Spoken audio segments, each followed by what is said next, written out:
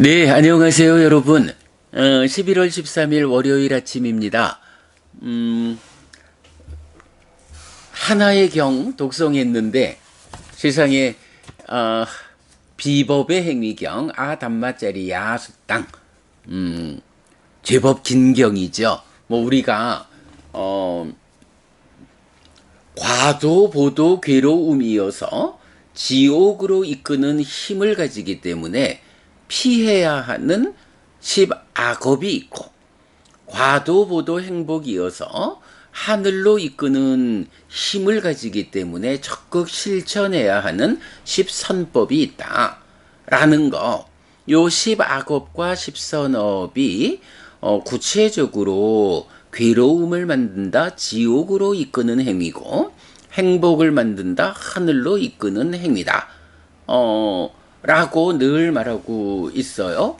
그럴 때에 바로 이 비법의 행위경은 10악업이 그 10가지 악한 행위가 구체적으로 무엇냐라고 정의해 주죠. 마찬가지 10선업, 그 10가지 착한 행위가, 유익한 행위가 구체적으로 무엇냐라고 정의해 주고 있어요. 그래서 제4장 분석 용어 정의에서 우리가 기본적으로 이 10악업 10선업에 대해서 구체적으로 알아야 하는 필요성 때문에 제4장 분석 용어 정의에 포함하고 있다. 제가 그저께 서울 모임에서도 왜 죽음을 두려워하는가? 라고 할 때, 두 번의 강의를 했죠? 그래서 왜 죽음을 두려워하는가? 1번, 죽음이 무언지 알지 못해서 그렇다. 죽음이 무언지를 모른다? 죽으면 어떻게 되는 건지, 죽음 이후 상황에 대해서 모른다? 라는 것 때문에 그렇다라는 것을 첫 번째 수업에서 어제 강의했고요. 토론 겸 강의 겸 했고, 두 번째 강의에서는 스승의 영역에 속하는 것이 있다. 사실 죽음 이후 웬만해선 우리들의 눈으로 확인될 수 없는 그 영역에 대해서는 어떤 스승의 가르침을 우리가 공감하고 동의하고 신뢰를 일으켜서 뒤따라가느냐에 따라서 내가 어떤 종교의 신자인가? 불교 신자인가? 그렇다면 죽음 이후에 대해서 부처님이 가르쳐 주는 대로 공감과 동의, 신뢰로 뒤따르는 이런 사람이 불교 신자다라고 말할 때 바로 죽음 이후에 대한 부처님의 가르침이 무엇냐라고 할 때 원초적 바른 견해라고 우리가 늘 말하는 거죠. 첫 번째, 저 세상은 이 땅. 저 세상이 있기 때문에 우리는 사실 죽은 다음에 또 태어나는지, 태어나서 살아가는 곳으로의 저 세상이 있는지 없는지를 몰라. 죽음이 두려운 이후가 죽음 이후 어떻게 되는지 몰라. 요건데 부처님은 스승의 입장에서 답을 주는 거죠. 저 세상은 있다. 그러므로 죽으면 또 태어나서 윤회한다. 두 번째, 화생하는 중생은 있다. 라고 해서 윤회한다고 하면 우리가 태어나는 자리는 어디입니까? 죽어서 어디에 태어나게 됩니까? 라고 할 때, 윤회하니까 태어난다라고 하면, 인간으로 태어나거나 짐승으로 태어나겠네. 우리 눈에 보이는 존재들의 상태죠. 그런데 이제 부처님은 이렇게 인간이나 축생이라고 하는 우리 눈에 보이는 존재 상태 말고 화생이라는 존재 상태가 있다. 예, 테란스파 사생 이렇게 말하는 그 화입니다. 테란스비 인간과 짐승을 말한다면 화생이라는 존재 상태가 있는데 지옥이라고 하는 악귀라고 하는 또 천상이라고 하는 인간들의 눈으로 확인하지 못하는 그런 태어남의 자리가 있다. 그래서 스승께서 인간들의 눈으로 확인되지 않지만 깨달음에 의해서 보아서 알려주는 우리가 태어나는 그 영역이 어디냐? 인간과 짐승 외에 화생하는 중생이 있다라고 해서 지옥과 악귀와 천상. 그러므로 죽으면 태어나는 자리는 어디냐? 어디로 가느냐? 지옥을 가거나 축생으로, 악귀로, 인간으로, 하늘로. 요런 5갈래의 태어남의 자리가 있다라는 거고요. 그러면 이렇게 저 세상이 있어서 윤회하고 화생하는 중생이 있어서 5갈래의 어느 가운데에 태어나야 한다면, 그래도 나는 뭐 깨달아 윤회에서 벗어나면 으뜸이겠지만 거기에 미치지 못한다면 그래도 지옥을 갈 수는 없다. 또 태어나야 한다면 나는 하늘에 태어나야겠다. 라고 하늘의 태어남을 지향하게 되는데, 그렇다면 부처님 어떻게 하늘에 태어날 수 있습니까? 이거 스승께서 그 방법을 가르쳐 주지 않으면 제가 어떻게 하늘에 태어나는 방법을 알아가지고 지옥을 피하고 하늘에 태어나겠습니까? 이런 질문에 대한 부처님의 답이죠. 업에는 과와 보가 따른다. 뭐 경의 표현으로는 선업과 악업에 그 보가 있다라고 이제 말하는 거지만, 결국은 업에는 과와 보가 따른다라고 해서 어떤 업을 짓느냐에 따라서 그 과와 보의 법칙성에 의해서 지옥으로 가기도 하고 하늘로 가기도 한다. 그렇다면 그때 구체적으로 가르쳐 주십시오. 어떤 업이 지옥으로 이끄는 행위고 어떤 업이 하늘로 이끄는 행위입니까? 바로 요 질문에 대한 답이 오늘 독송한 비법의 행위경 10가지 이렇게 나오죠. 질문이 어떤 원인, 어떤 조건 때문에 중생들은 죽은 뒤에 지옥에 태어납니까? 라고 할 때 비법의 행위, 안정되지 못한 행위를 원인으로 지옥에 태어납니다. 그게 무엇입니까? 라고 할 때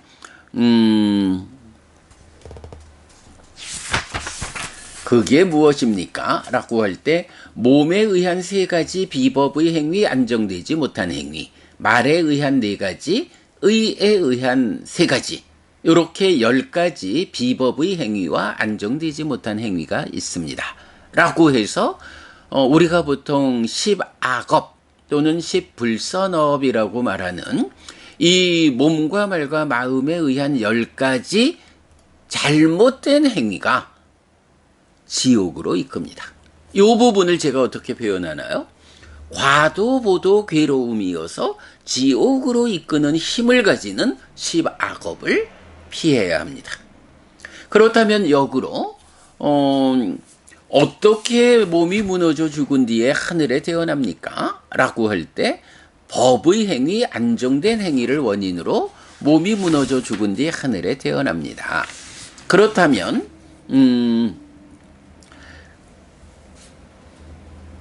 그 행위가 구체적으로 무엇입니까? 라고 할 때 몸과 말과 마음에 의한 10가지 법의 행위와 안정된 행위가 있다 라고 해서 오늘 우리가 독송했지만 바로 요 10가지 선한 업이 있다 이렇게 나오죠. 그래서 제가 표현하기를 과도보도 행복이어서 하늘로 이끄는 힘을 가지는 10선업을 적극 실천해야 한다. 이렇게 표현하는 거죠. 자, 그래서 오늘 우리가 독송한 이 비법의 행위경에서 정의되는 10악업, 10선업 요 내용이 스승의 영역에 속하는 것으로의 원초적인 바른견에 저 세상은 있다. 그래서 다시 태어나 윤회한다. 화생하는 중생은 있다.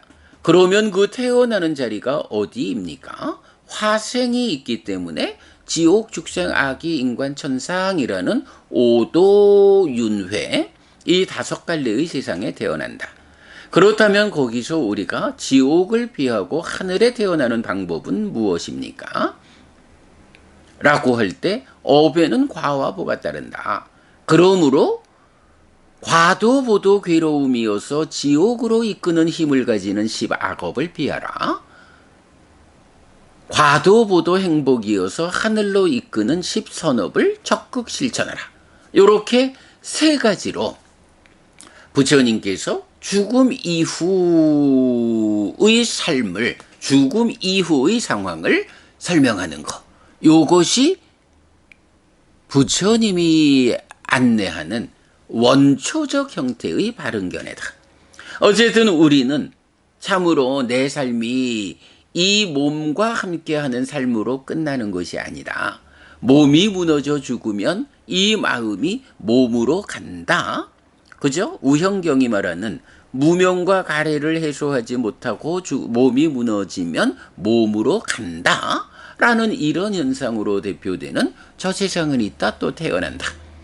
그래서 지옥, 축생, 악귀, 인간, 천상의 5갈래의 태어남 중에 어딘가에 태어난다.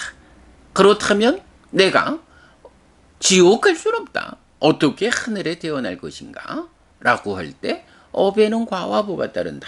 그러므로 과도 보도 괴로움이어서 지옥으로 이끄는 힘을 가지는 10악업을 피하자. 과도 보도 행복이어서 하늘로 이끄는 힘을 가지는 10선업을 적극 실천하자. 네, 요게 죽음 이후를 바라보는 부처님의 가르침, 불교 신자들의 놓쳐서는 안 되는, 어긋나면 안 되는 바른 시각이다.